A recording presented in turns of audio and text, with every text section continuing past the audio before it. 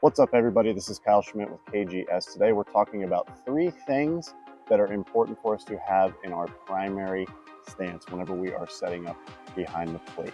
So a lot of times whenever guys come in or whenever we are looking at individuals catch, what we see is that those feet tend to be very close together. Our chest is higher and we have a little bit higher posture whenever we are setting up. And then our target tends to be somewhere in the middle of the zone. So we look something like this.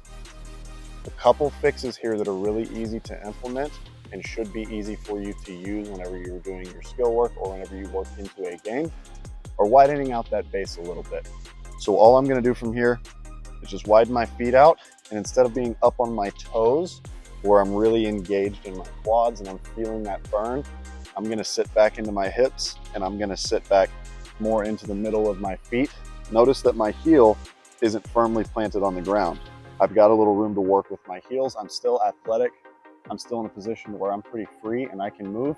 But now whenever I do that, we're bringing our target down, our chest and our posture is coming down slightly. And now I'm in a very grounded position to be able to work out of this primary stance. So to recap on those things, whenever we're setting up, we want our feet to be a little bit wider underneath us. Notice how my knees are pointed slightly outwards or straight forward. We're not caving those knees in and putting ourselves in a bad position. My chest isn't too tall, it's not too high. I'm bringing that posture down slightly, so now I can give a good low target in the zone. And the last thing to notice with our target is that we're not just resting our elbow on our knee, giving that target here. My elbow is up off my knee, and it is also pointed more towards the third base dugout. So whenever we provide that target, we don't want our elbow to be somewhere in here, because if we do have to adjust to a pitch this way or down, we're going to be in a bad position where we don't have any strength or leverage to receive that pitch or control that pitch.